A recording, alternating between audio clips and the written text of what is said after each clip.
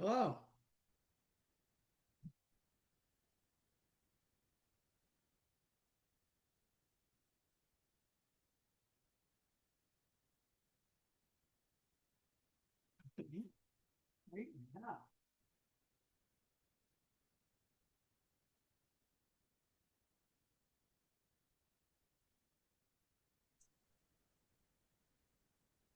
Hey Dave, how you doing?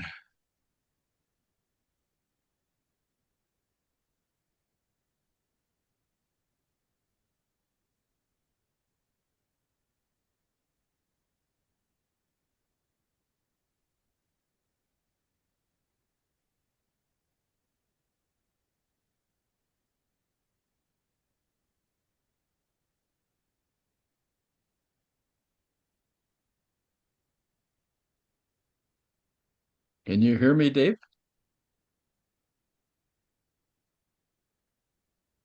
Ah, well, I'm Phil, not Dave.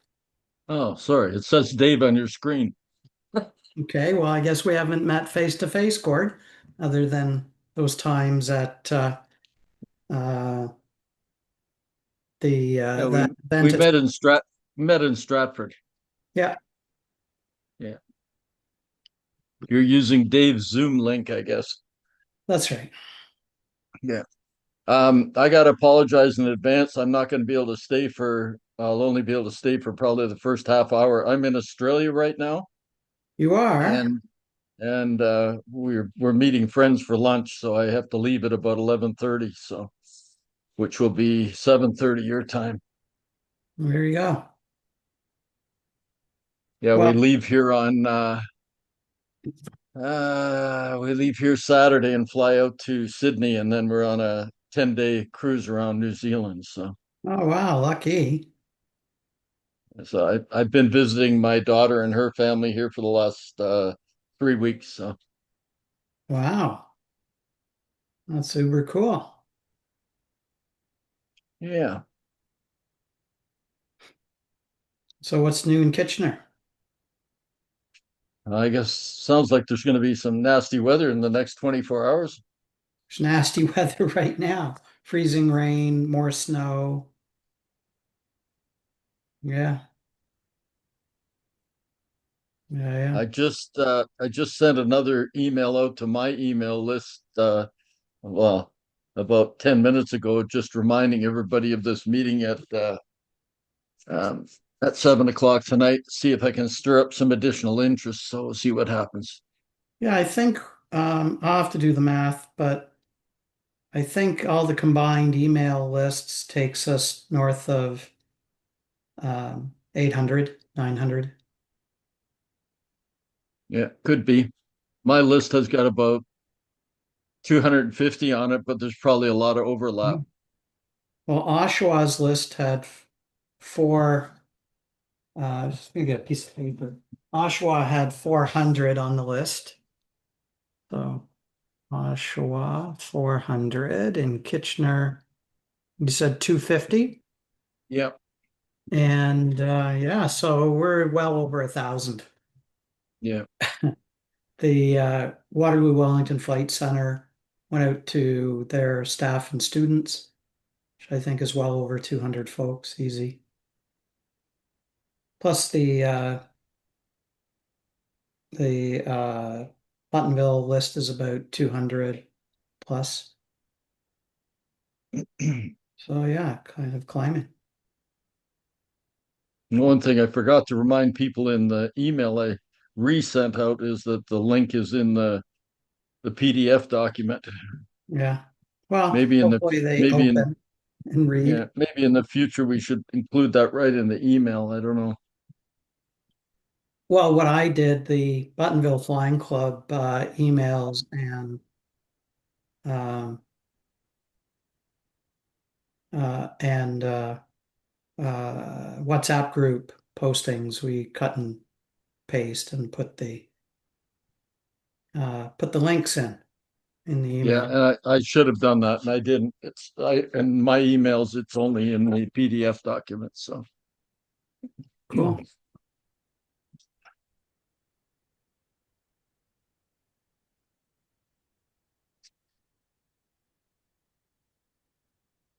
Oh, we're expecting our speaker should be joining us in 5, 10 minutes, and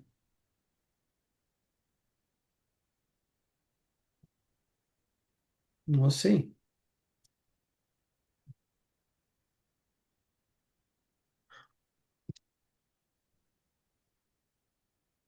Oh, Yeah, I'll change my background, that looks awesome. make it look a little more suitable for aviation. Yeah,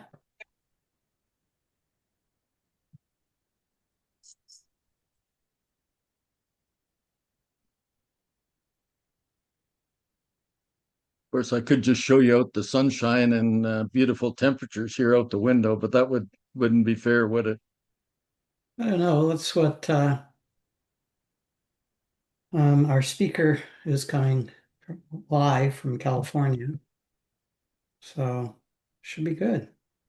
Well, we're gonna have 30 here today, so Wow.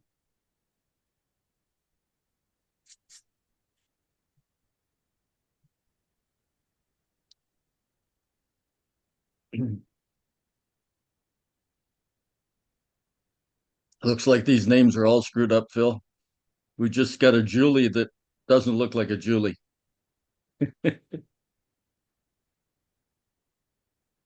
We got two Dave Spraggs. That's right.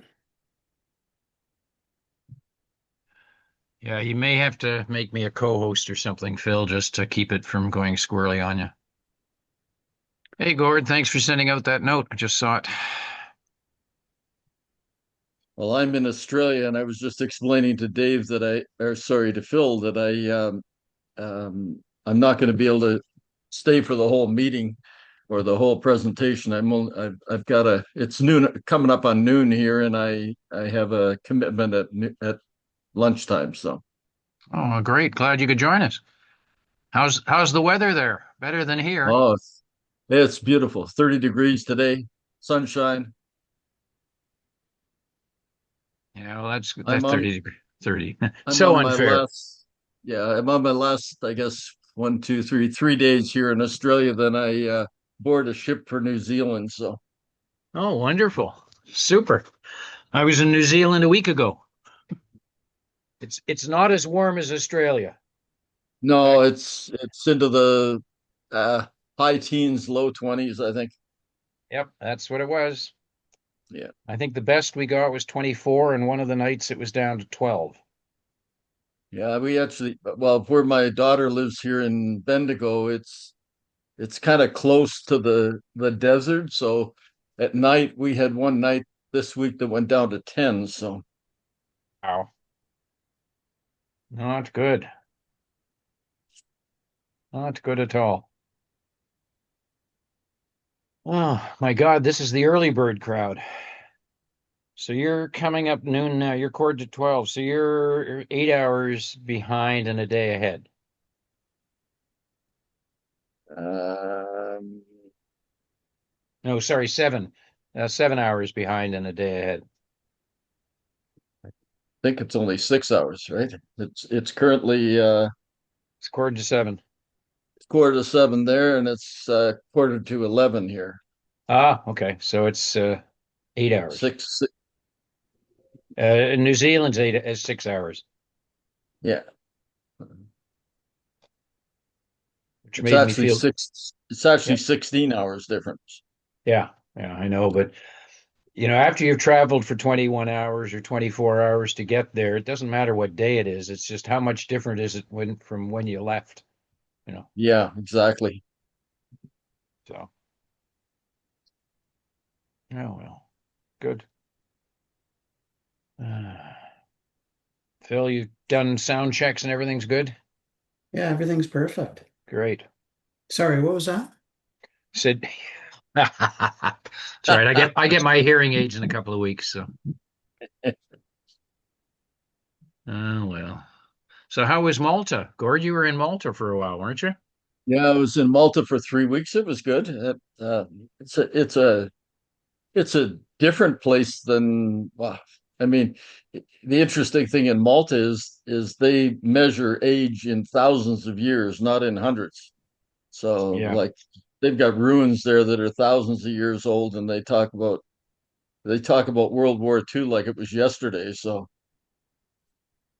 yeah, it's an interesting place. I read the the book on the Malta Spitfire, which was a Canadian pilot who was the top scoring ace during World War II in Malta. Oh, wow. So my son bought that for me for Christmas, so I ended up reading the book while I was there. So it was quite interesting. Great. Great.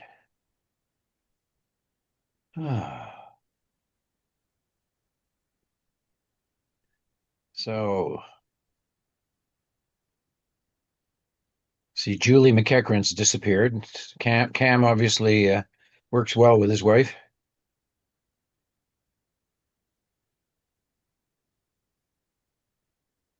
Oh, okay. I see you reading the notes. Anything I should be involved in there, Phil? No. Okay. Well, I will be right back. I'm just going to turn off my audio and I'll be back in a minute or two.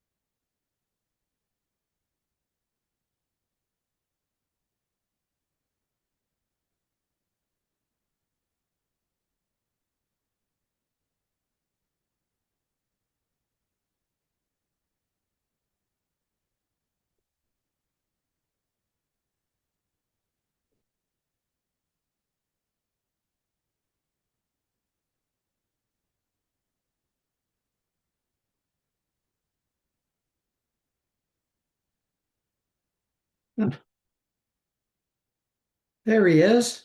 Herm's trying to unmute.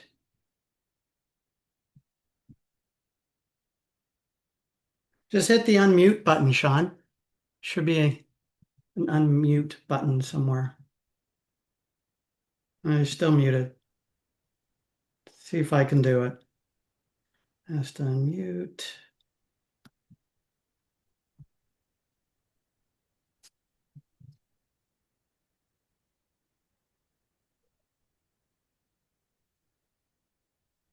Hmm.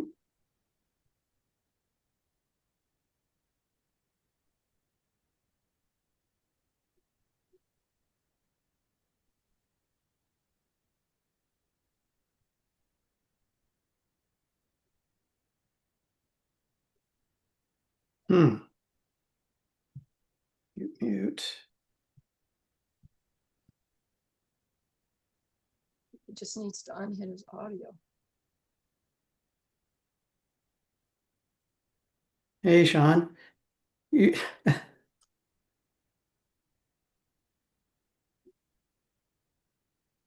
yeah.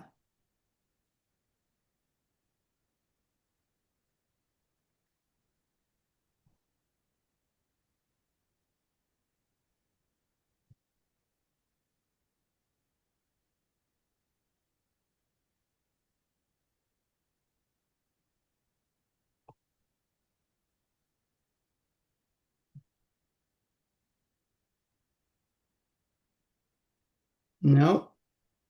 And I'm just trying to see if I can do it. Oops, keep moving around. I can see I can. Yeah, no, it's going to mute you. Hang on for a sec, because let me see if I can make one time. Okay, I got it. Ah, perfect. Okay, Bye. I'll hang up this technology. So we'll just wait until 7. Technology, yeah, baby. I hate know. it. Thank God we don't have too much technology in our airplanes.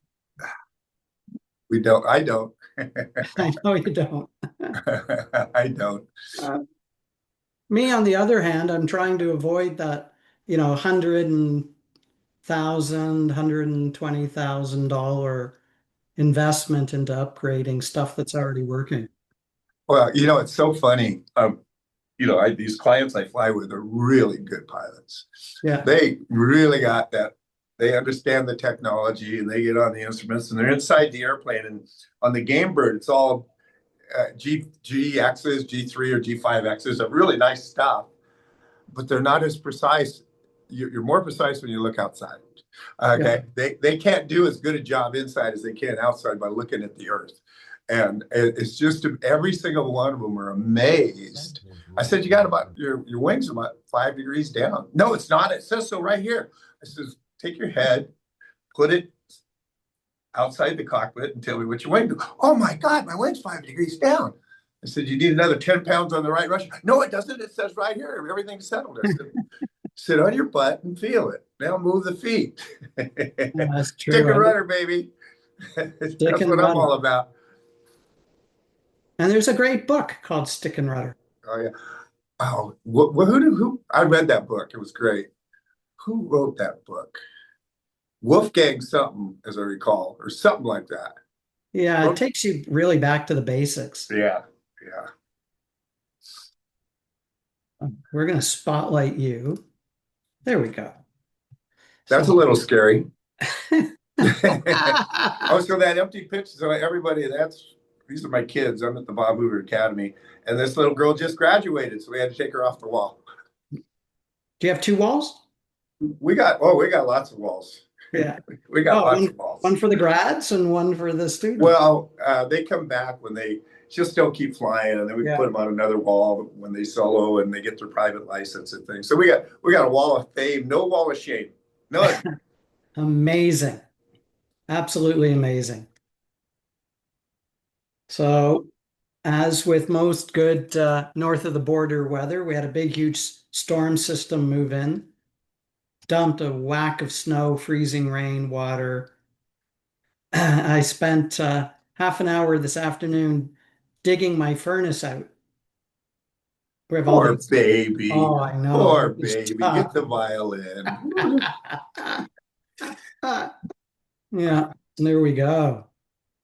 That being said, like California. Don't you know the Monty Python song? Which one? Look on the bright side of life. Life's a piece of when you think of it. Don't you remember that song? Come on, dude. We do. Okay. Quit worried about the little stuff. So we'll see. Can we? Yes, there we go. There we go. Wow. You're wearing the same jacket you were wearing yesterday. At least I changed my clothes. I don't get out much, Sean. I was going to say we wear our clothes all winter around here. I mean, it's too dangerous to take them off.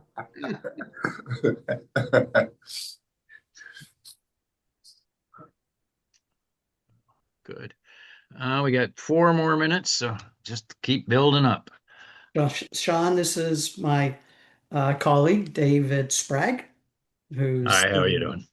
the David, I president. like your voice. I don't see your face though. Can you show me his face? I should be on a little ribbon above the top. No, we don't. My computer doesn't do that. I'm not. I'm not that guy. Sorry. David's the president of the COPA, Oh, great.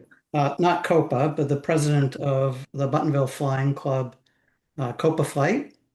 Oh, And great. he's been Yeah. doing a wonderful job. And he's the guy who started this conversation with me about 6 months ago. We should take our seminars national as opposed to just our little.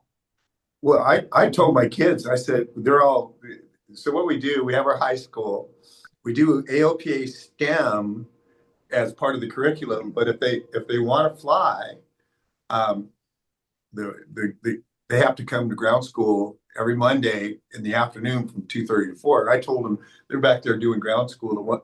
There's 7 of them that back there will be on the flight schedule this week. I said, hey, I'm doing a worldwide podcast, worldwide. And I told them to walk, out the other door because they're so handsome and beautiful. I don't want them to show me up. And Sean, you are actually worldwide. I'm in Australia. Oh, there we go. There you go. I was there for the first time 2 years ago to help my friend who did the Gold Coast Air Show. And I just loved it. It's a kinder, gentler America. People are nice. I don't see as much rage. I really enjoyed myself there. I'd like to spend more time. So congratulations on living in a nice spot, as is Canada. Even though you guys threw me out of the country about 56 years ago. 56 years ago, what'd you do? Well, what did I do? I was just having fun in Osoyoos. You know where Osoyoos is, right outside of Penticton? Yeah. Yeah, we were surfing up the coast because we were going to get drafted for the Vietnam War. And we all had low draft numbers, and we surfed from the tip of Mexico all the way up to Washington and then went into Canada and playing Frisbee in the park, just having a great time.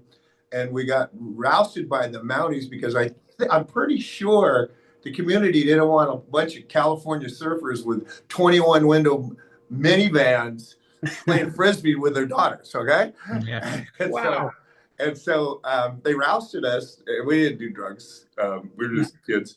They didn't find anything, but I had a highway cone, an orange highway cone that I picked up on the highway when it was foggy from Vancouver to going that way. And I put it in my van. He said, "Where'd you get that?" I said, "Oh, on the highway." Boom. Put me in jail. Wow. Escorted me out of the country. Wow. That's one way to get rid of a long hair. But did you avoid the draft? No, you didn't. In those days, there was no draft deferment. There was no educational deferment. People were dying, and you're not getting out of it unless you got a physical ailment or crazy. Yeah. And so we were just ready to go. Fortunately, they picked 100. My draft number was 114, and they picked 112.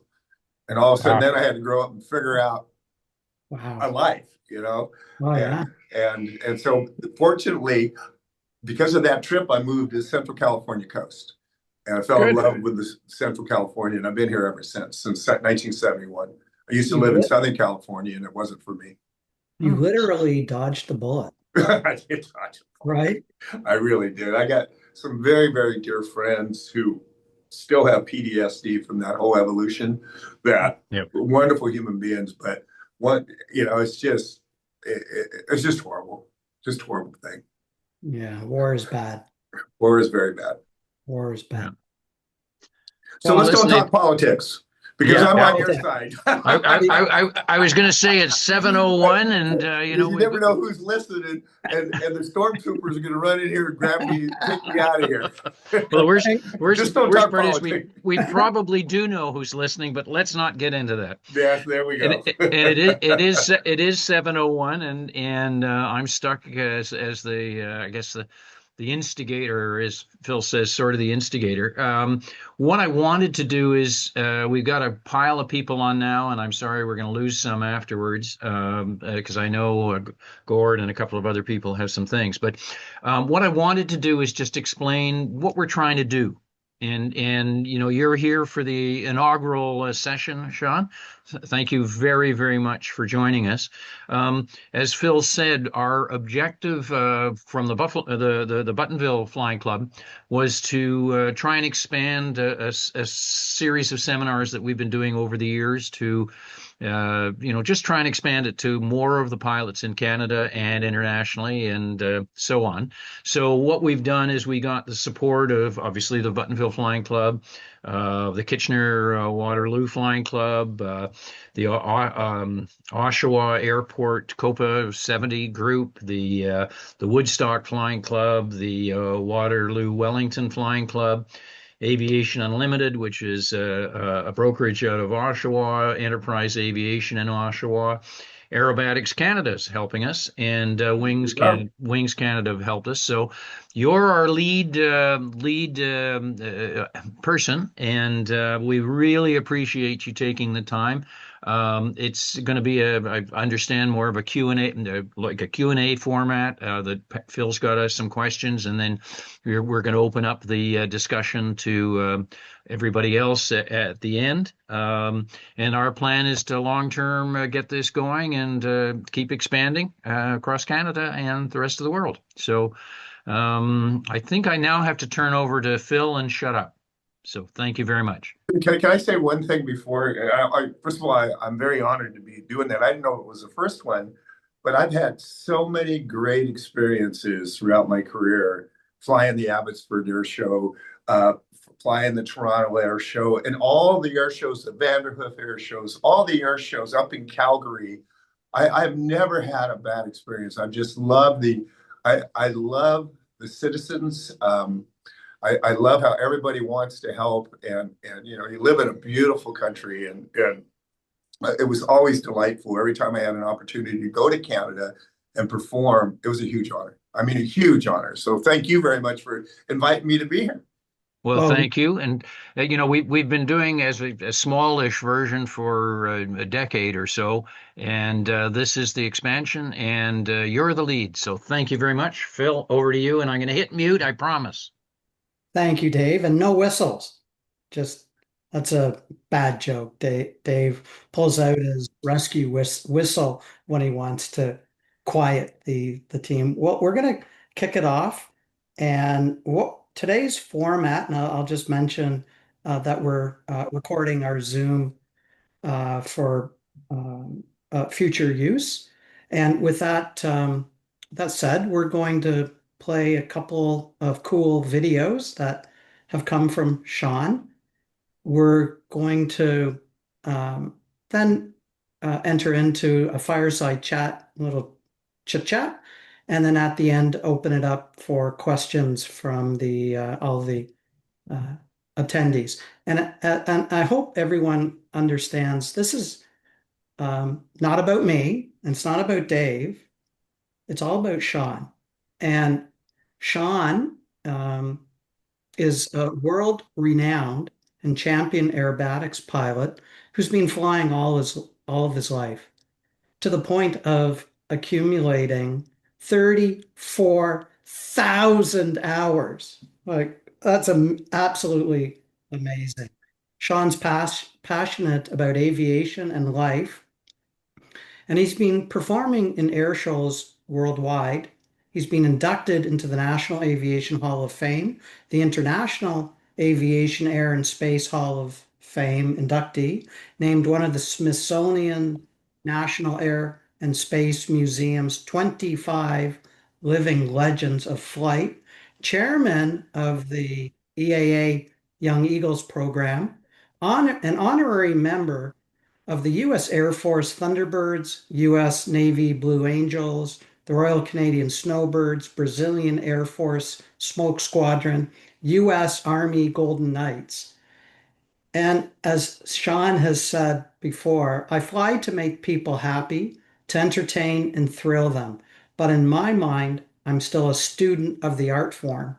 When I wake up in the morning of a show day, it's high pressure to where sometimes I can't even think because I want to live.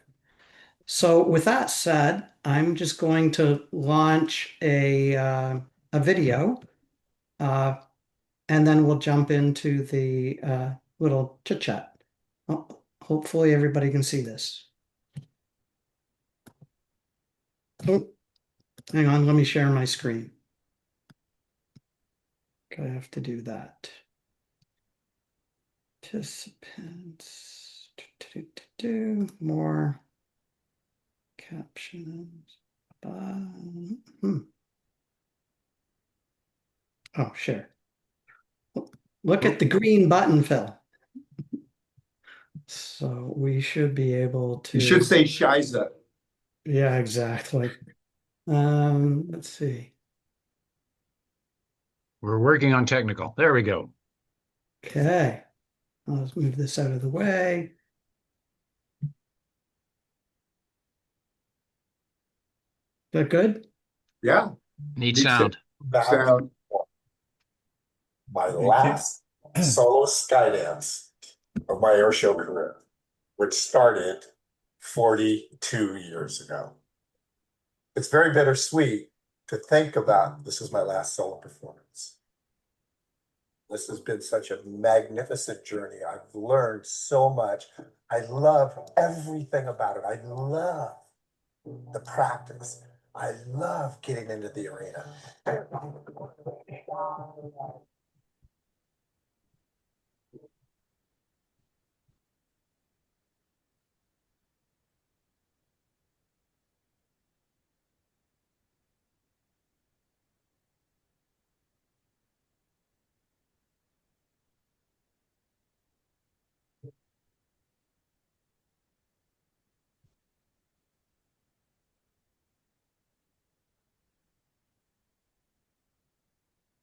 If I didn't have anything else to look forward to as a sky dancer, I would be extremely depressed.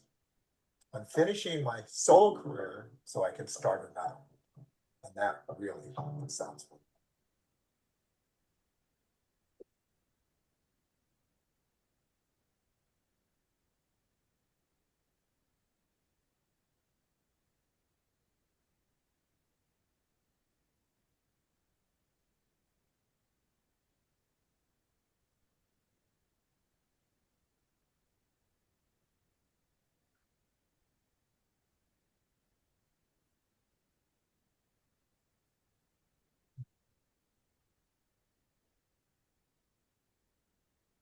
Ladies and gentlemen, here he comes, John. Let me tell you, I had a lot of joy in the cockpit because I've dedicated my life through my friends who taught me that this is all about celebrating who we are.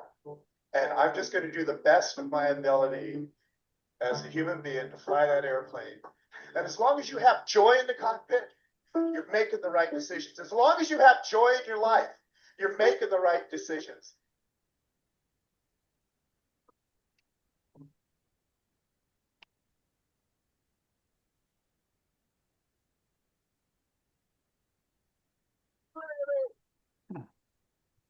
Oops.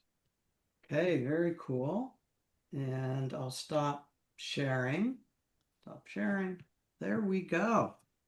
Well, Sean, that was just an incredible video. Hopefully everybody had the same great view of the video. I do understand pesky computers can be a bit challenging. You got your license at age 17 and did No, I didn't. I got my license. What happened was at 17, I wanted to be in the sky my whole life. And at 17, I was I think a junior in high school. And I went out and tried skydiving, and it was scary. I mean, it was just scary. And I did 5 jumps, 6 jumps. Then I talked to some high school chums, and I told them what I was doing. They said, "Well, we want to try it." So a couple weeks later, they went, and one of the gentlemen died. It was, Oh. it was, and I watched him perish, and it just Wow. shook me to my core. I stopped. I didn't jump anymore. I said, I still want to be in the sky. Maybe I'll try flying. And I got $100 from my parents for Christmas, and I started taking flight lessons. That's how the journey started. But I Wow. don't think I got my license till I was 18. It took me a little over a year to Ah, make enough money to do that. and your dad was a pilot, an aviation lawyer. He was. I'm sure you did a lot of flying with dad. I only flew with him once. No kidding. Yeah, Only remember, once. he's an aviation lawyer. Yes. Sometimes, and he liked to embellish a lot. He was a defense attorney and he was full on aviation lawyer. And he said he doesn't have more than 10,000 hours. Right. Well, I found his logbook after he passed away. He had 314. Oh no. Wow. And I only went flying with him once, and it was very poignant. It was early in the morning, like 4:30 in the morning, and he was doing on an instrument flight, working on his instrument rating to go to work on a case. And he invited me to go with him, and it's like 5 o'clock in the morning. He's pouring down sweat, and he's just at his capacity, and he has a flight instructor. And it was in the Southern California area. And when we went through the clouds and I saw that sunrise, and I've never seen the high Sierras before, I knew there was a God. Okay. But that was the last time I flew with my father. Okay. Wow. Because he liked to talk about it more than do it. And that was it. I never flew with him again at all. And he was a big supporter of me as my career started developing. But so I didn't fly a lot with my dad. I didn't fly a lot with anybody until I got to start flying by myself. So I know, so just folks, I know some folks are raising their hands, but we'll do the interactive Q&A once we get through all the rest of the material.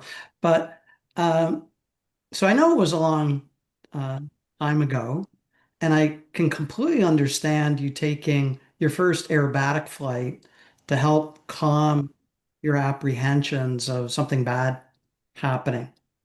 When you landed, what were you thinking? What did that feel like? Well, I think I had 53 hours when I got my private license, and I had, because of the trauma I went with my friend, seeing my father, how much he was. I had a lot of fear. He's an aviation defense lawyer. I used to work at his office to file photos, and you see all these wrecks, and so I was a basket case, and I was scared to death of stalling an airplane. In fact, I closed my eyes. I closed my eyes on my private pilot check ride. I remember to this day, the DP was Mr. Truckenmiller. And so this is a long time ago. Okay. And closed my eyes on a power on stall, and I recovered. And then all of a sudden I'm a pilot. Okay. I win. Okay. I was scared to death. And that fear is so overpowering. It is such an emotion that it was stronger than panic. And I would freeze at the controls. And so I was a fraud. Here I am saying, a pilot, friends want to go flying with me. And I said, not today.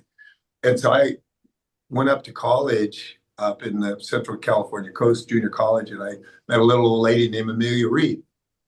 And I told her my fears. I was just very honest with her. And I remember the first time I took that airplane up, so I told her how scared I was of stalling. She did a roll. It was old beat up airplane, it was old beat up Citabria. I mean, beat up Citabria. Rented it for $8 an hour. I mean, it was really beat up with gas and all the dirt falling out of the floor. I said, do it again. She did it again. I said, do that again. She did it again. I said, teach me how to do that. All of a sudden, it started changing for me. She threw me a lifeline. Yeah. And from then on, this is all I've ever wanted to do in my life is this journey of the art form of aerobatic flight. And, that started at 53 hours. And the majority of my flying time is, 0.6s and 0.7s, still searching for the art form and searching for perfection. I'm just as busy now as I was when I was flying full-time air shows, learning the art form. And you'll never get there. Okay. And that's what the challenge is. It's just great. And then I suppose as you hop into different aircraft, it takes a little time to acclimatize yourself to that aircraft, their quirks, and clearly you're flying at a completely different level than the average GA pilot. What I really love about now what I'm doing is having clients that I could share my knowledge with.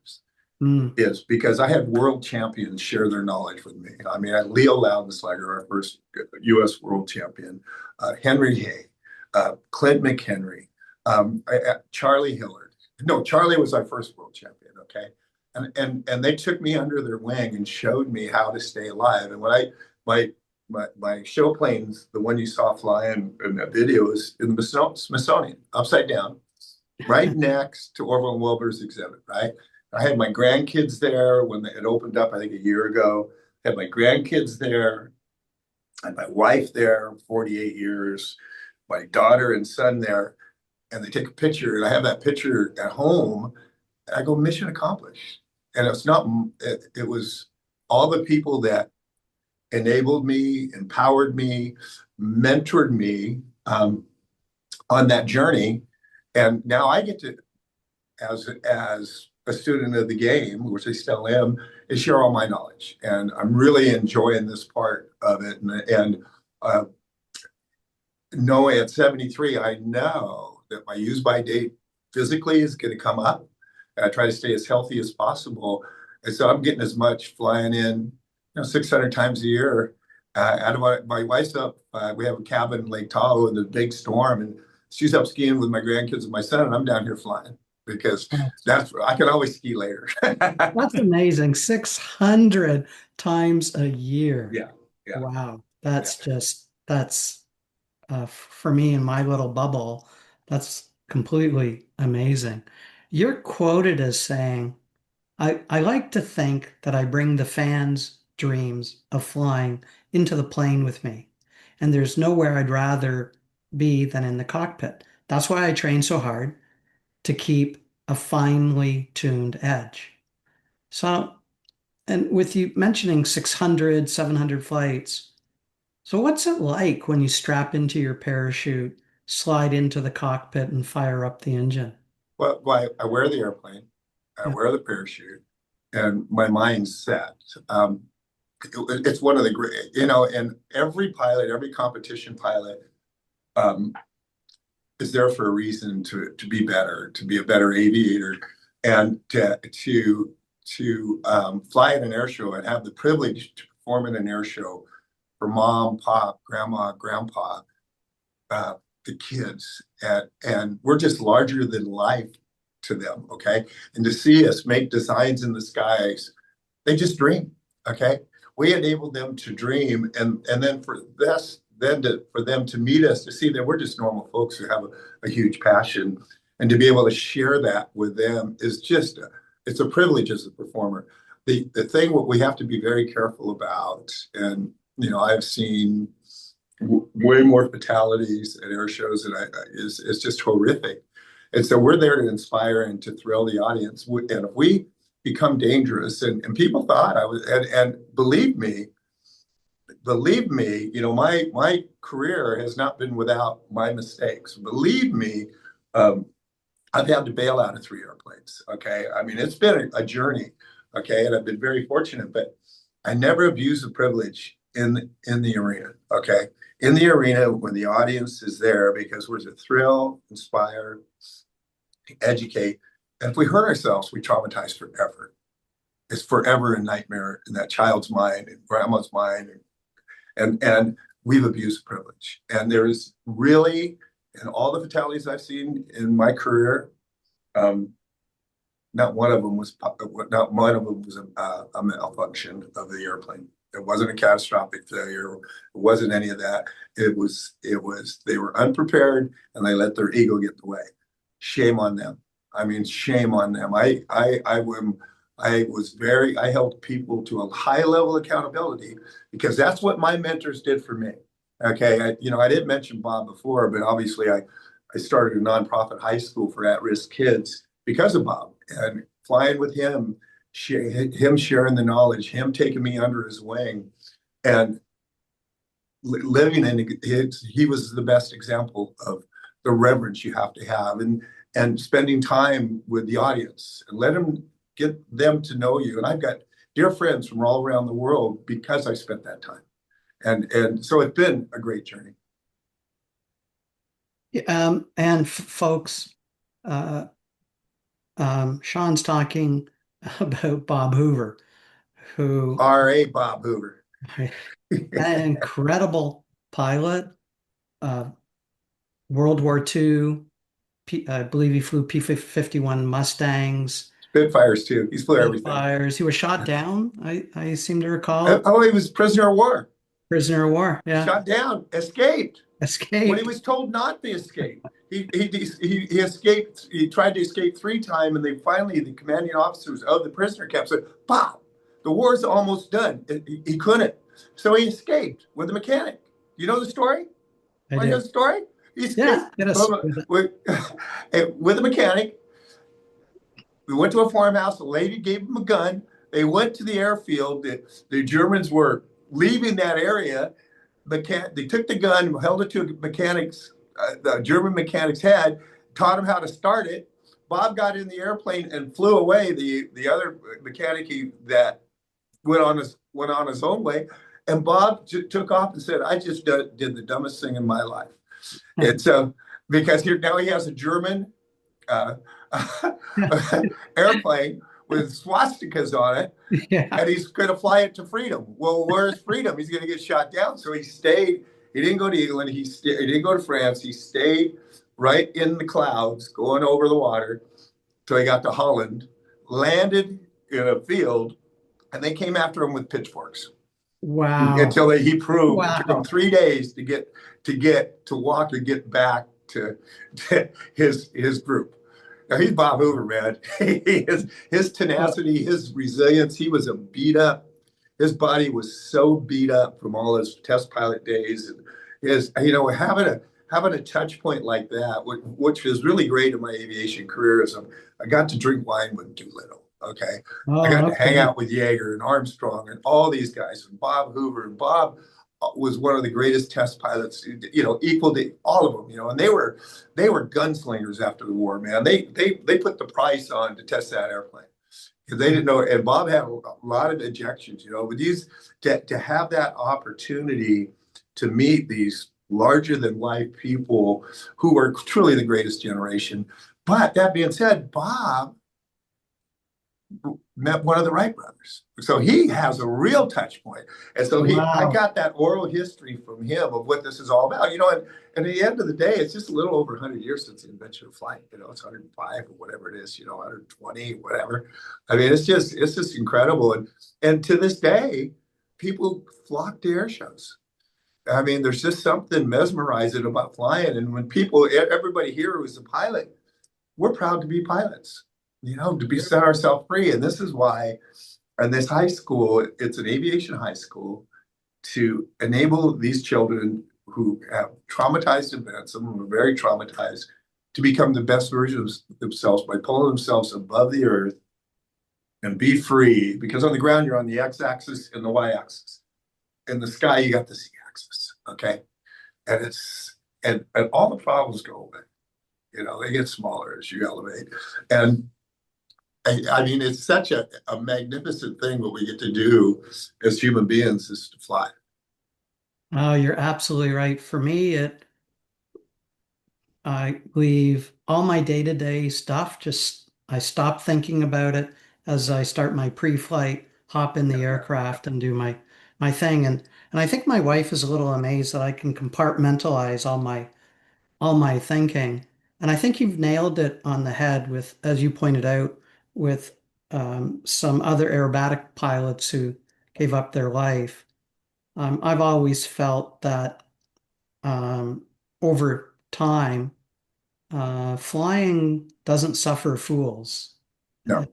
especially, 34,000 hours brings so much experience, knowledge, as compared to the average Canadian pilot is doing 21 hours a year, average Canadian general aviation pilot. You got some pretty damn good aerobatic competition pilots in Canada. I went to your Canadian Nationals this year. You got some fierce flyers out there. It's a small community because it's really hard to do aerobatic competitions. You got to make money to buy the airplane, blah blah blah, and train all the time. But you got some pretty fierce flyers up there, and all your bush flyers. Come on, give me a break. I mean, you. Very true. Yeah. Very true. So, with all the aircraft that you've flown over your history, what's your most favorite airplane? Oh, it's what's its purpose, okay? And I'm not very good at very many things except flying upside down, okay? I own a Seneca 3. It's great to take your mountain bikes and go with your wife. It's the most boring airplane in the world. I'm flying a GB1 right now because after this, I retired as a solo performer. I got hired by Amazon Web Services. I got a 3-year contract with them, and I bought 4 GB1s, it's an F1 plane in the sky, right? And everything's going good. I hired the best in the world to come be on my team. It's $4.5 million a year contract. Everything's great. I start throwing money at it, all my life savings at it. It's a dream come true because I love formation aerobatics because it's a teamwork thing, and you're betting your life on each other, and you're really in terms of communication, and that's a beautiful way to fly when you got a 4-ship up there making beautiful designs in the sky, right? Very expensive. And well, unfortunately, we got the sponsorship. And guess what happened? What happened? COVID-19. Oh. So we trained all through COVID, all the way through September. We trained. None of us got sick. Nobody. We would train in Bentonville. We were very fastidious. Nobody got sick. But air shows were just opening up. But Amazon, because it was their new first, in a $4.5 million contract, now they got $2.5 million into it, and they're going. And their execs did not want to take their customers to air shows that started opening up in the fall, so they canceled the contract and left me holding the bag. Okay? Oh no! Yeah, and they go, well, Sean, we're going to cancel the contract. We're not going to pay you your second $2 million for that year because we're just decided to be done. And sorry, but that's the way it goes. But here's the good news, Sean. You don't have to pay us back. I said, oh, gee, thanks, because I spent all the money. I mean, this is expensive stuff, right? Of course. And I spent all the money. I said, I appreciate that, but what about the $2 million I invested? Oh, Sean, we're your sponsor, not your partner. Oh no! So I spent, and I was happily married until, and so I spent the next 2 years filling up that hole so I could stay happily married. To that financial hole. Yeah. It was quite the journey, but I learned a lot. I learned a whole bunch. You gotta have pitfalls and obstacles in your life, and then that defines who you are, your character. It is. But the whole thing is, we're training the Peruvian national team now. They're flying game birds in the GB1. We're training the Chilean national team in the GB1s. So I'm getting my fix by training these guys. And so it's good. So right now, the GB1 is my favorite airplane, and I'm competing in it now. I'm going back into amateur competitions, which is an art form of arrestee, flying in the advanced category this year. And I love the airplane. It's fabulous. Cruises 197 knots, has 81 gallons of fuel, so you can flight plan 750 nautical mile legs. And what's great about it, boom, you can go out and you can get to where some weather is really bad, and there might be a 3-hour window that you can make it through, okay? And if you don't, you still got 2 hours of reserve getting out of there. So you don't have to, you can make legitimate decisions and because it goes so fast. But, for an air show solo performance, my airplane that's hanging upside down now was just delightful. It was 8 ailerons. It was built for me, FCG, totally. It's totally not for anybody who wants to go A to B. If you let go of it, you don't know if it's going to front flip or back flip. It doesn't matter. Okay. I mean, it was really fun to fly, but I'm glad it's safe and sound upside down right now. So we're going to switch gears a little bit as you were speaking earlier about Bob Hoover. And folks, we're going to play a short little video about the Bob Hoover Academy that was founded by Sean and his son Eric. So bear with me. I'm going to try to do this a little differently. GoPro, that's the one. Okay, there we go. So that should share out. Okay.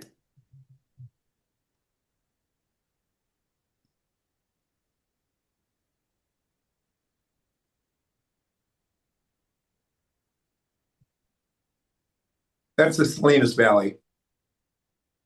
It was amazing. We're not getting any sound though. It has the most fertile land in the world. We feed the entire world with grow here. But unfortunately, Salinas is ranked #1 and #2 for youth homicides in America. Everybody says they want to be #1 and #2. Well, this isn't the number you want to be.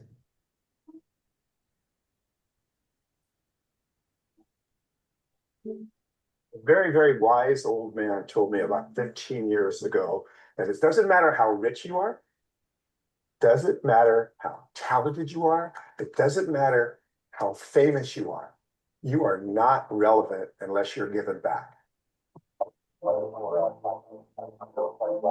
I have been an airshow performer for 40 years. I've traveled across the oceans to share the art form of aerobatic flight.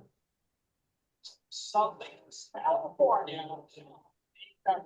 In the 3-county area, there's almost 50,000 illegal immigrants, and I call them pioneers. They come to America to harvest these crops, doing a back-breaking job to provide a better dream for their children. When the parents aren't home and they're out providing a future for their kids, and the gangs are prevalent, it's very seductive for a young man or woman to be involved. They come home from school, if they go to school, and there's nothing going on.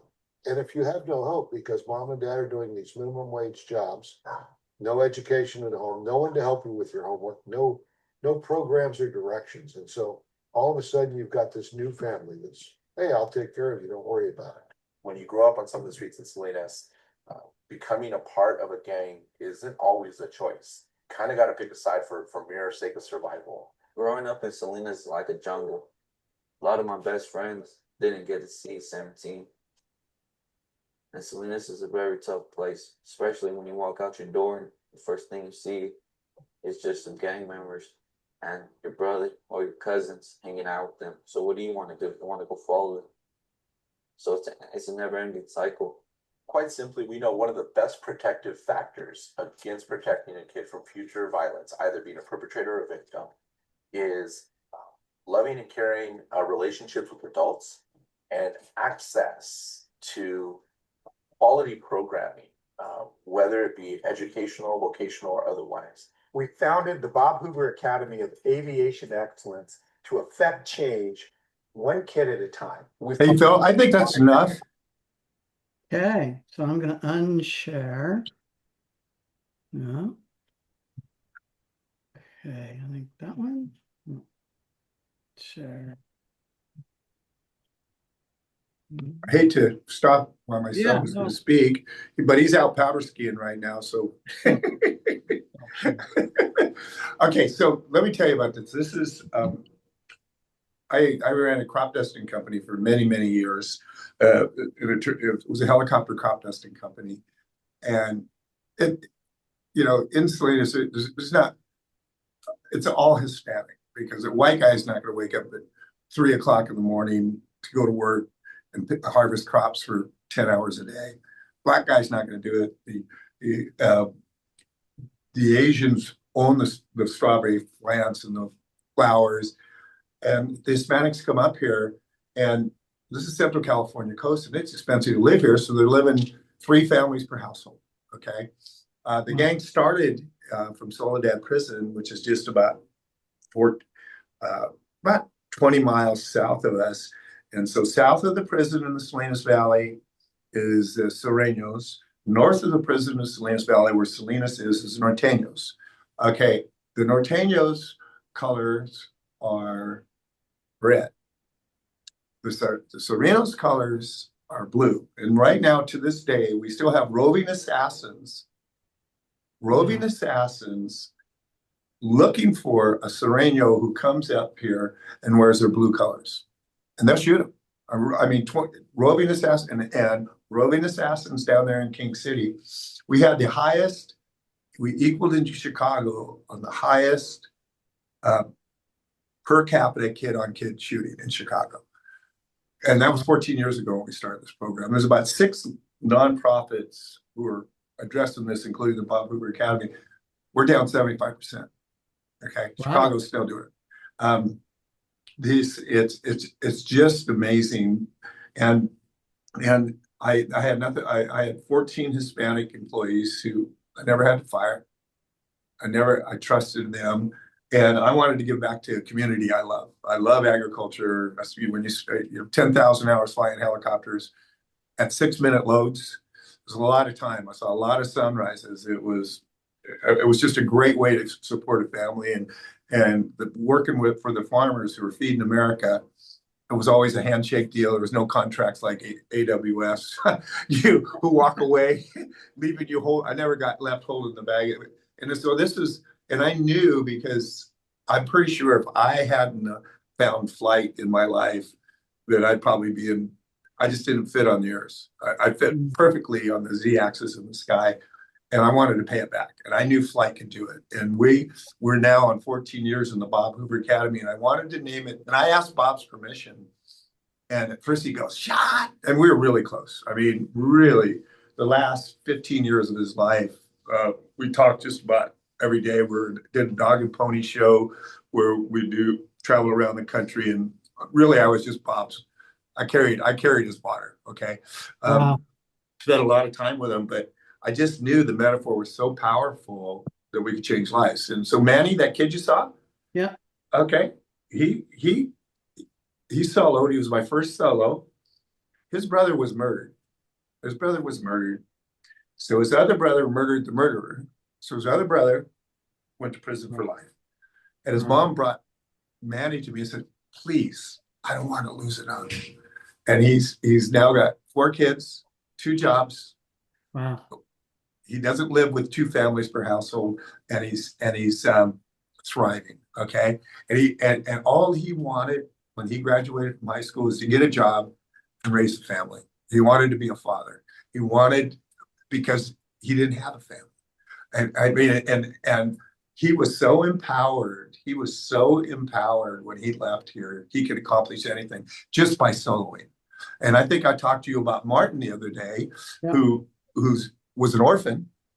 He was an orphan, lived in a garage. His mom had a drug issue and rehab. He lived in a garage, came here. He didn't solo by the time he was a senior, but he went to, and the reason being is because he got mad at us and started and smoked some pot. And he was honest enough to say, because it's illegal to do that, right? And he's honest enough to say, "I'm dirty, I can't solo." And it took him a year he worked in my hangar while he was going to college, A&P school, to pay for his own flight lessons at a very reduced rate. He soloed, got his private, got his instrument, got his commercial. We co-funded his CFI. He's an A&P at 25. He became an IA inspection authorization, highest in the US. And he just bought his mom's first house. He works for FedEx, and he'll be flying for FedEx. And so this is a very powerful metaphor. And the purpose of this, I knew it would change lives. Okay. And believe me, we surround these kids we hold them very accountable. I mean, and there's no judgment, very accountable, strong rigor, and it's working. Okay, this project's working. And now we're gonna build a vocational piece and start them in the 9th grade. And it's gonna be in another building just down the road. And now we're gonna have a pipeline. But if I can get them in the 9th grade in 4 years, while they get their high school education, they'll be halfway to their A&P. And now I can go get United money and Boeing money and really sustain it. What we're doing here is social justice. And big corporations can't invest in social justice. They can give you a check. But so we got another big plan, and I got a huge community support to get this done. And I'm having a blast. I come here every day. If I'm not out working or traveling with a client, I'm here at 9 o'clock every morning. I have a greatest teacher I ever had. 2 great people in the flight department. We got a 172, 2 172s, a 152, a Cub, 1939 Funk, and an AT6 Texan, what you call a Nice. Harvard. And we use that Nice. to give rides for donor thank you rides. And so we're running on all cylinders. And you've got the fruits of your labors turning kids' lives around, as you said, It's fun. right behind you. Yeah, oh yeah, these are all my kids and the teachers. But I feel I'm as fulfilled doing this as I was fulfilled on flying a good air show. I mean, it's just really fun. It's just remember what I was saying when I was talking to the audience. My last thing is, number one, if you have joy in your life, you make the right decisions. Okay. If you have hope, you get out of bed in the morning. And so we're giving them joy and hope. If you have a purpose and a direction, then you've got blinders on and away you go. And a safe environment where they can learn. Yeah, and this is a very nurturing environment. We're 9th through the 12th grade. The teacher does it's alternative education. We partner with Monterey County, which is they're very brave to do this. They're very brave because we hurt a kid, we have an accident. These administrators are going to lose their jobs. Okay, I take all the liabilities and I fund the flight instructors and I fund the airplanes. I've had some great generous donors from the aviation community to help sustain this. We're building a Carbon 2 EX2 Cub. We got donated the money for the kit. We're putting another $100,000 to build it. And we're going to raffle it off to help us become self-sustainable. We just got a licensing deal for Bob Hoover Academy Wax. What I'm trying to do is have this be self-sustaining, so people just don't have to keep giving money. We're starting an online shop to sell swag. Right now we're going to little events selling swags, making a couple $100 here and there, and that's the kids' money. Okay, and it goes to the student council. And you know what they did with their money? We had $500. I said, "What do you guys want to do with the money? Want to go to dinner?" And they go, "No, we want to donate it to the Rape Crisis Center for childhood trafficking." Wow. They made that decision. Wow. And I go, "Okay." Wow. So they did it. The lady came in. We did a big check presentation, and I said, "Yeah," and because these kids have got nothing, they've never given anything, and you got to learn how to give. Okay, you really have to learn how to give to be able to understand that. And I said, "You wait and see what's going to happen." And so, within 3 days, we get a call from the Airport Managers Association. They had seen my kids out selling swag and found out. They gave us a check for $1,500. So that $500 turned into $1,500. Right. Great life lessons, right? Well, and I think, as you said, like, you're helping them try to get out of that feeling of fear. And fear is such a negative motivator in one's life. So I know we're getting close to when we're going to open it up to the folks on the Zoom call. So if there's one thing that you could have done differently in your life, what would that have been? Oh,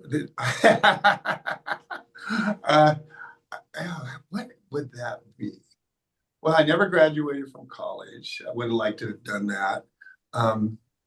I could have graduated from high school at the 10th grade because I fulfilled all that.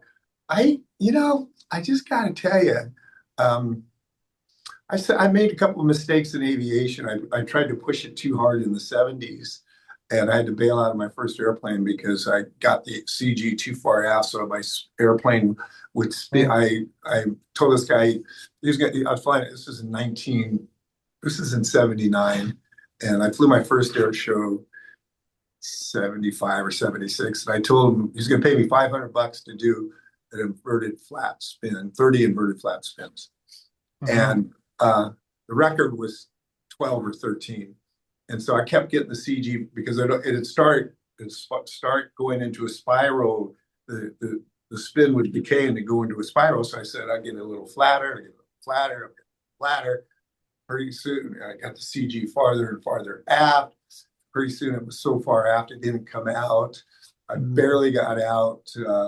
I jumped out of that airplane well below 1,000 feet, parachute open in 2 seconds. I landed, lost my dream, lost everything. I had to take the $8,000 of equity, and I was flying Stearmans at the time, crop dusted too, as an apprentice pilot, and bought a helicopter so I could support my family. I was married, and my wife let me live this dream, and I had to stop the dream for about 3 years to buy a house, start a new business, blah, blah, blah, until I could get back into it. So that was a big mistake. So I lost a few years of my life, but big lessons. Oh, absolutely. Yeah. Wow. Inverted flat spin, as you said. It was terrible. Crazy. Well, that's a fun maneuver to do when you don't get the CG too far out, and I purposely did that. And at the time, Frank Christensen had a new seatbelt setup, 5-point harness, but they never tested it when you're inverted. And when I went to get out, it wouldn't open. And I'm tugging on it, I'm tugging on it, I'm tugging on it. I'm watching the earth and I'm tugging on it. And it was open cockpit airplane. I just remember seeing these flowers. I'm well below 1,500. I'm still in this flat spin, off the controls of this flat. And it just released. The airplane, I remember leaving the airplane, I hit the tail, went for my ripcord, and I heard the airplane crash. Wow. Okay. Parachute open, and then I walk up to the crash, and I look where my body would have been. And I went, oh my God. And so that's one of my biggest regrets. That's a huge regret, is letting the ego, I was young. I think it probably was about 26 or 7. And, I wanted it all instead of taking baby steps. And so after that accident was a wake-up call. And so then I said, I'm going to do it right next time if I ever get another chance. So I joined the International Aerobatic Club, went into the amateur aerobatics, and people saw that, I obviously had a lot of passion. Then I started building on my skills, and people took ownership. They took a risk on me because they saw that I was very reverent, and I'm not going to do this at all costs. Okay. I became a risk manager then. Well, that was amazing. And as I watched the videos and, you coming down the runway, flipping knife edge, cutting a streamer between 2 poles. It's like, right knife edge, left knife edge, inverted. And I used to do it.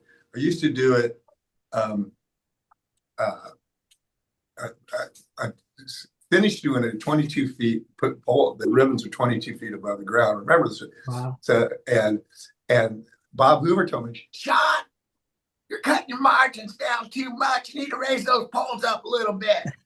So I did, because he told me to. Okay. Yeah. I used to do the Harrier with my tail 10 feet off the ground. Sean, you're going to bust your buttons. You need to raise that up a little bit. And I disagreed with him because I'd rather, if it have an engine failure, be 10 feet from the ground versus 300 feet. But I did exactly what Bob told me to do, and so he kept mentoring me. Okay. That must have been like, I just can't imagine that experience with, not only the level of talent that Bob Hoover had and all the cool stuff, his Oshkosh flights, illustrating energy management in the Twin Commander, just absolutely amazing. And then of course the skill level that you've brought, absolutely amazing. So before we hit the Q&A, I just want to say thanks to Sean, who's just it's just an incredible conversations, to the Buttonville Flying Club, Oshawa Copa Flight 70, the Toronto Pilots Association, Woodstock Flying Club, Kitchener Flying Club, the Waterloo Wellington Flight Center, Aerobatics Canada, Aviation Unlimited, Enterprise Aviation Group, and of course our friends at Wings magazine. So Bill, I think you've had your hand up the longest. Um, if you want to unmute yourself and ask Sean your question.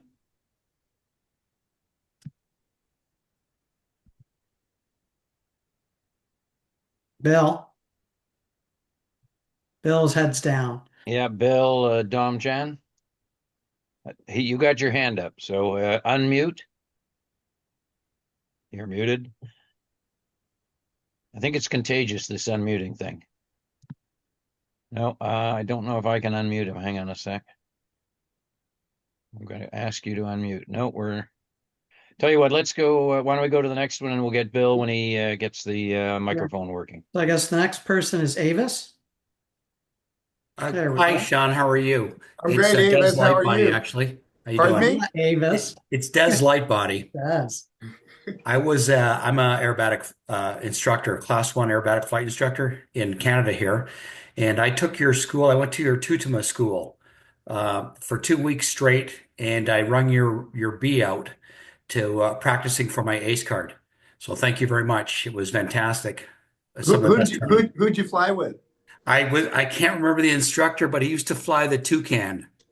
Oh, that was Ken Erickson. He's still with me. I think he's probably one of the finest aerobatics instructors in the world. Just a wealth of knowledge. We have different philosophies, but I'm going to tell Ken that I spoke with you, and I'll see him tomorrow morning because he's lost his medical. He's aged out, but he's still an AI mechanic, and he's still on the team. So I'm going to let him know that we spoke, and you spoke highly of him. Yes, absolutely. Well, his motto was, "You make it, you fix it." Yeah, and I know I have a different philosophy than him, but to each their own, right? Yes, I did a nice tight inverted spin down from 7,000 clouds through a cloud deck with him, and I heard this little voice yelling, "Recover, opposite rudder," because it was so mesmerizing. It was so tight that it was absolutely mesmerizing. I've got a question for you, Sean. And you must, before you do your routine, your air show, I'm wondering if you have a return to airport engine failure proven maneuver. No. When I go to a venue, I first thing I do, number one, I don't just show up at a venue. Right before I fly, I go to a venue and I look where all the obstacles are. And the low level environment that I was at, I'm not so concerned about saving the airplane. I'm concerned about not hurting myself and understanding on how to do an emergency landing. So what I look for is if I got 1,000 feet, I'm going to live. Okay, you just don't want to have a high vertical rate of ascent. Fortunately, in a biplane, you're pretty well covered because the top wing's a roll bar. And if you can get that thing down to 40 knots, you can Brody it in anywhere, and it's going to tear up your airplane. But so I don't think about saving the airplane. I think about not putting the crowd at risk. And I look for places to land from all the way through my sequence. Now, if I'm at 1,000 feet, I got a really nice shot, but in the style of flying I was doing, I never flew. The Harrier is the slowest thing I did. I used to do it 5 feet off the ground, 10 feet off the ground. Bob told me to take it 300-400 feet. And practicing that, if I lost the engine there, I can get to 70 knots in flare. Okay, 70 knots in flare, and I'm going to do it right there. But the rest of the time, I was doing a competition in Oshkosh. I can't remember what they call it, but it was a really fun. It was aerobatic air show competition, right? And I was doing my ribbon cut, and I didn't have a screen on my cold air induction system with a big carburetor sitting out there, the servo sitting out there, and the ribbon went into the servo, and I cut the ribbon at 180 knots, pushed it up, did maybe 4.5, 5 Gs to the push, did a couple tumbles on the way up, and the engine quit right on the layout at 1,000 feet. Runway's right below me, put the nose down, dead sticked it in, taxied off, won the contest. Nobody knew that I had Wow. an engine failure. Okay. So I was really prepared and so I'd go to the venue, check out where I could and would possibly go, where I could possibly go to not hurt myself. Some I could make to the runway. Some of the bigger venues had 2 runways, but I would really walk it. So when I'd go through my routine on the ground, and then I'd simulate, if I have engine failure here, where am I going to go? What's the wind doing? And but yeah, it's kind of hard in that environment to, if you don't have 1,000 feet, you don't have many options. You got to make pretty quick decisions. Yeah. Des owns and flies a Pit Special. Love it. Love it. Biplanes forever. I went to the dark side flying monoplanes. Biplanes forever. Yeah, it's a wonderful airplane. It was my first airplane. Wow. So I see Josh Sittler has his hand up. Can you Thanks, Sean. unmute Josh? And here we go. Hey, Sean. It's good to hear your voice again. Hope you're coming back to Canada this year. Looking forward to competing against you again. Well, I told you, I just had a wonderful time there, and it's a long journey, but I'm planning it. Yeah, right on. So I have a comment and then a question. So you guys had mentioned the importance of fear, and it's a funny point you bring up. Like I do rock climbing in my spare time, and I find that's a really safe way to scare myself sometimes. And I personally feel like that's a muscle that needs to be flexed so that when you do get scared, you know how to work through it instead of just locking up. I'm a rock climber as well, and I agree with you. It's trust. It's trust in yourself, and we're not allowed to panic. Okay, but for me, I want to open the door for somebody when they're flying. I want to let them know my journey. So it's okay. First of all, you got to say you're afraid. You got to say you're afraid. And it's just an emotion. And then you slowly take baby steps to walk through it. You just can't be macho and say, "Oh, I got this," and fight it. You got to take baby steps. I remember being on a rock and outside of Yosemite, and I got stuck going. And I'm not a great rock climber. I'm a 5'9" guy.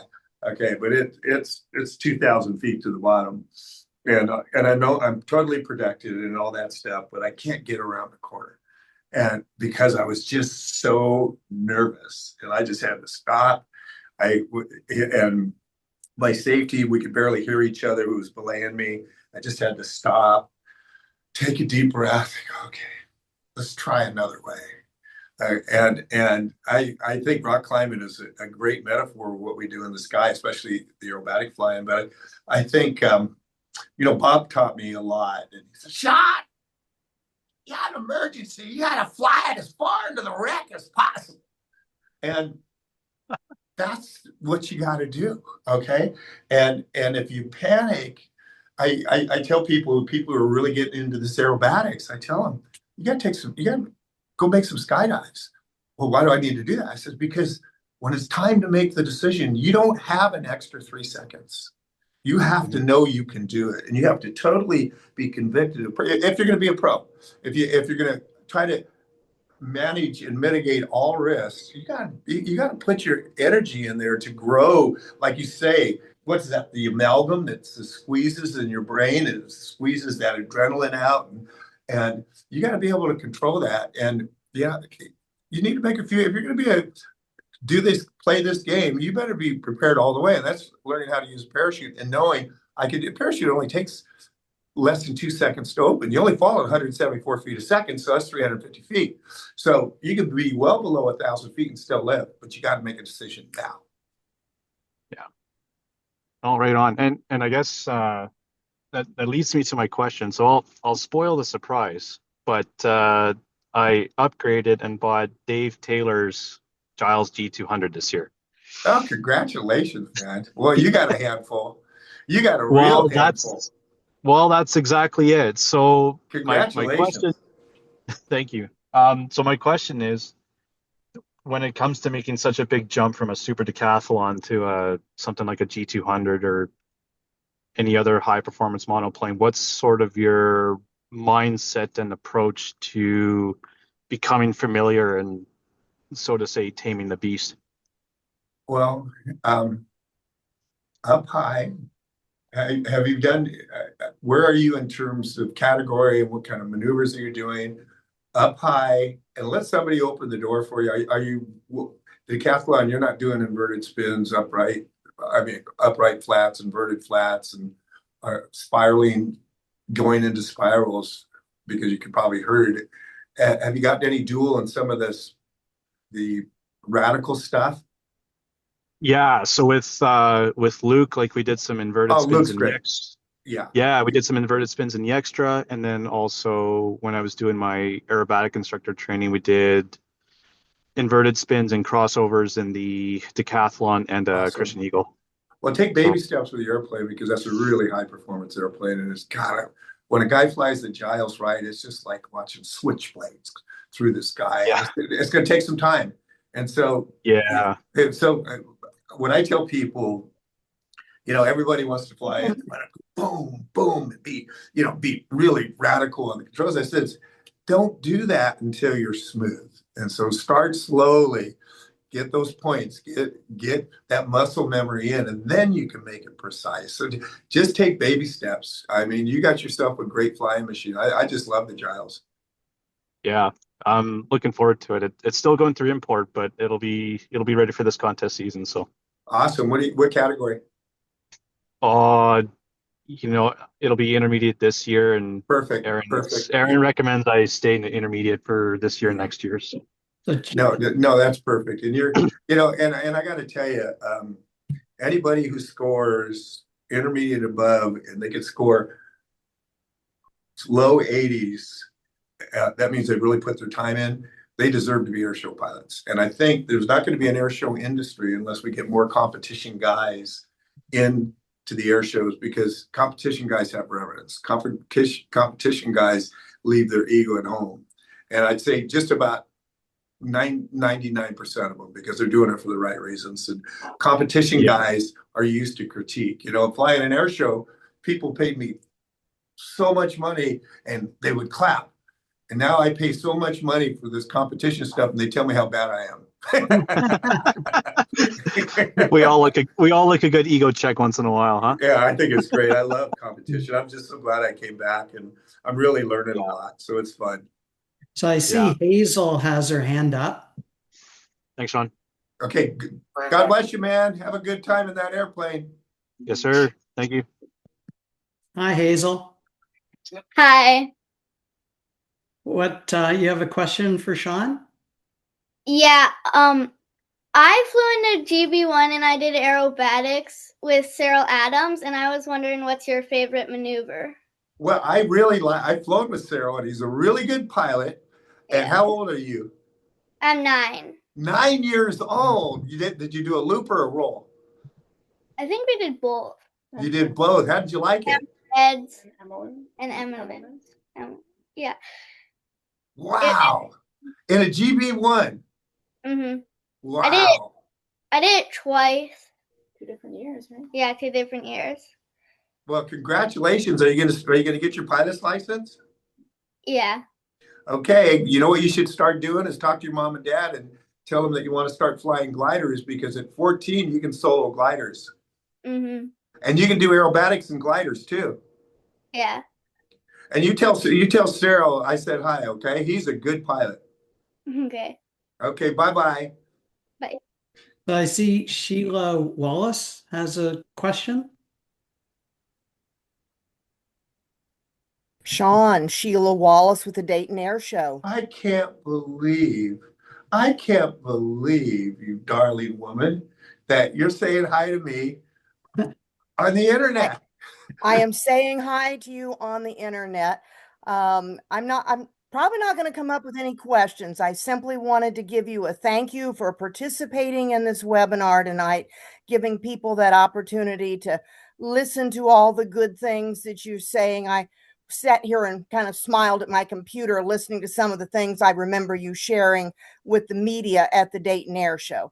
Sheila is great. She's a volunteer. I mean, I probably flown 18 shows with you, maybe.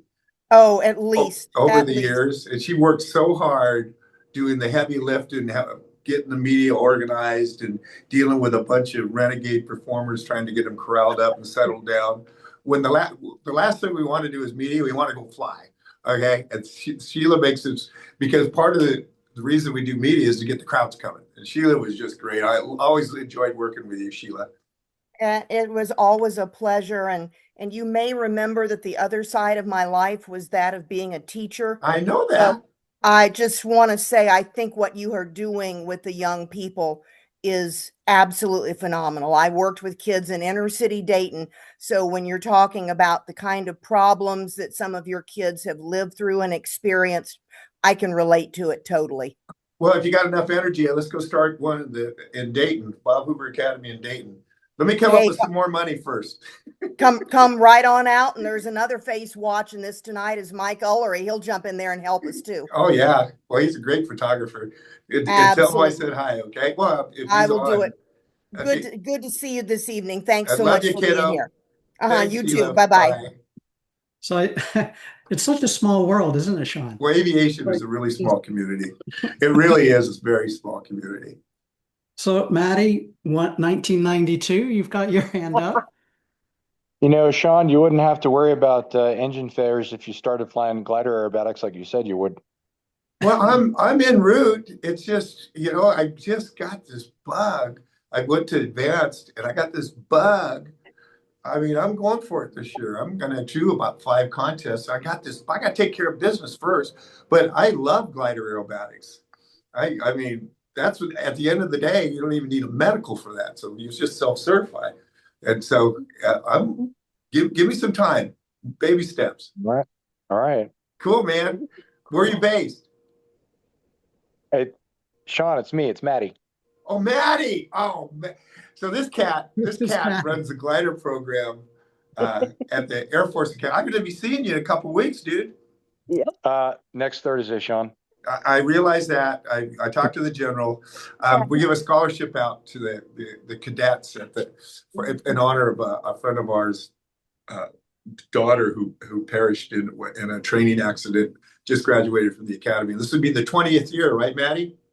Yes, sir. Yeah, and it's just great. These cadets they're just top of the line. They're all glider and they have hardly any power skills. They come out for a week. We do about 18 flights with them, and they're just so talented. It's really a joy to work with them. So get off the phone, Maddie.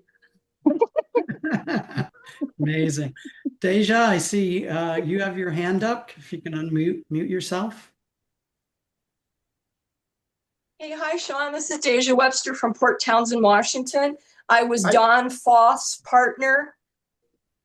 I'll be darned. Remember Don and James? Yeah, I Foth? sure do. I sure do. Well, it's so nice of you it's so nice of you to call in. Well, I dug out. I have my pole holders. Actually, I think this is Don's. So cool. And I have some autograph photos. Oh, that's so cool. That you what signed. Nice memories yeah, I have Don's of you guys. been gone. Yeah, we had a blast. Don's been gone 24 years now, and I think James passed. James Foth. Right. I think James has been gone. He did about pass 20 away. years. I lost track after Don died. But Your anyway, husband was- it's lovely to see you, and sure, we had a lot of fun. Yeah, well, thanks so much for saying that. I have fond memories of you guys and Don and the whole thing. So thanks so much. God bless you. Thanks for calling. Yeah, nice to see you. Take care, Sean. You take care. So Drew Beck has his hand up. How's it going? It's all well and good. The sun's setting, the storm's ending. I'm going to get to fly tomorrow. So it's good. Sweet, sweet, good stuff. Simple question for you. So my situation is I'm a flight instructor at University of North Dakota right now. Just got fresh out of college up here. A bit of aerobatic experience from Mike Lentz, if you know him. Very well. He's a great guy. Indeed, he is. Yeah, awesome, awesome man. So situation is after my aerobatic experience with him with the course here, that was my moment of wow. How do I do this professionally? What can I do to just be in this position on a regular basis? As someone who like doesn't have much money to spare for, say, my own training, how would you recommend going forward, getting into this profession? I would become a bank robber. That's probably DB Cooper, I get it. well, Forrest Schoen, right? Absolutely, yes. Yeah. Forrest is training with me. We got him an internship at Solaris Aviation. Actually, I'm going to fly with him this weekend. Don't give up on your passion and make it a priority. Okay, if you're going to do this and it's going to change your life. And so were you on the aqua team at University of North Dakota? I tried. What was it? I got through the aerobatic course, scrambled up enough money for that. Amazing, but I didn't have the spare funds in my repertoire. Got tons of scholarships. I'm very thankful for all those I've gone, but the extra money wasn't there to just be on the team, unfortunately. Well, but you're CFI at University of North Dakota? Yes, sir. Congratulations. We're getting donated a midwing extra 300 from Bob Wilson of Wilson Air Centers, and we're going to do something and provide that to the University of North Dakota at reduced cost once we receive it, and we're going to figure it out. But just save your dimes. Don't buy a new car. Don't eat out. Just you got to save your dimes. I didn't have any money. I mean, I got $100 from my parents, and that's all. And I was able to make it happen. It takes a lifetime to become an overnight success, right? So just take your baby steps, keep your passion alive, and it's going to happen. You got to just stay focused on it. You got to just stay focused on it. Wow, Sweet. Andrew Matacola has his hand up. What? This kid is Maddie's son. Oh. It's like a reunion. Wow. Yeah. No, I just wanted to say thank you so much for coming on here and talking to all these people, giving great advice. Just sent you a letter. Just got my CFI. Working Congratulations, on my buddy. at the moment right now.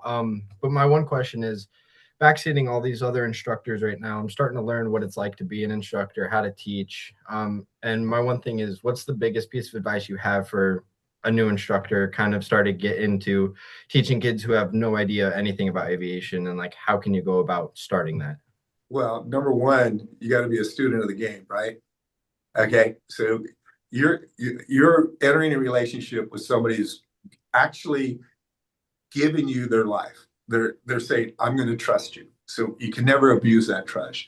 And you don't know it all. You're brand new. So you learn together and you take baby steps with it. And Andy, congratulations. I'm really proud of you for getting your CFI. That's just awesome. But number one is don't believe your press clippings. You're a student of the game. And I think it's going to be the most rewarding thing you ever do is to open doors for people. But remember, you just have gone through the door, okay? And don't pretend that you know it all. And don't ever try to, because if you don't know something, let them say, let's look it up together. Or if you have some concerns on a skill set, go get a senior instructor and have somebody mentor you on how to be the best version of yourself. But don't believe in your press clippings, man. You're on a journey with that student, but they're trusting their life with your decision-making skills. So really take baby steps. Does that make sense to you? Yeah, thank you so much. I appreciate it. Am I gonna see you next week? No, you're not going to see me. I'm down here in Florida trying to get my CFII. Congratulations, dude. I just sent a letter into you to your house. So whenever you have time to look at it when you're back home. Yeah, what, do you want a job? Something maybe in there about that. Okay. Yeah. So Sean, Rich Brem has his Rich Brem. Rich Brim used to work for AT&T. He tried to get me sponsored by AT&T. I was supposed to leave MCI. So let me tell you about Rich Brim. Yeah. I can't believe these guys are coming out of the woodwork. I haven't talked to Rich in years. Don't even put him on you. So Rich is he's a mid-level marketing guy at AT&T, and I wasn't satisfied with 1-800-COLLECT. I was representing MCI. So we're making this deal. I'm going with AT&T, and Rich gets the call from headquarters saying, you need to talk to us. And he took a long walk down the halls to some place he's never been before, and he thought he was going to get crucified. Go ahead, Rich. Tell me what you got to say, buddy. Well, Sean, you basically I can't hear you, Rich. After all these years, and that was to the top attorney at AT&T. Was being sued. Yeah, obviously he's in the telecommunications business, and he's not doing a very good job, is he? No, Rich, you're breaking up. Your audio's breaking up really bad. How about now? Oh, much better. boy. I don't know what happened there, but hey, Sean. Here you go again. Shoot. After all these years, Hey, Rich, it's time for a new phone. Or a new carrier. after all these years, Sean, are you still pressing glass at the ski resorts? Well, I am an avid skier. Rich has skied with me before, he knows. So it snowed 5 feet. My son's up there right now. My grandsons are up there. My wife's up there. And I'm here because I got two things. Flying aerobatics to the Bob Hoover Academy. So I'm going to go skiing in another month. I got things to do right now. So when I'm there, I press glass, Rich. You know that. Oh, I know. You used to drag my butt out of the bed saying we're going to be there. If it opens up at 7:30, we're there at 7. We are not kidding. He's crazy. I'm not crazy. We had a fun time together, Rich. Thanks for hanging in here and calling. I appreciate that. It's like a reunion. Okay, It's so good to see you, my friend. And But please tell be me safe. about that walk you did to headquarters when you almost lost your job trying to get me a job. Oh yeah, because we kind of announced prematurely that we had a deal signed, and we really didn't. And that was at the ICAS in Vegas. That was on a Saturday, and on Monday morning I was supposed to be there at 7:00 to see the top attorney. And I had my boss, who you knew very well, Bill Cunningham, came with me.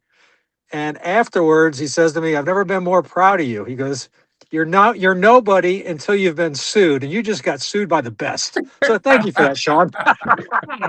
Wow.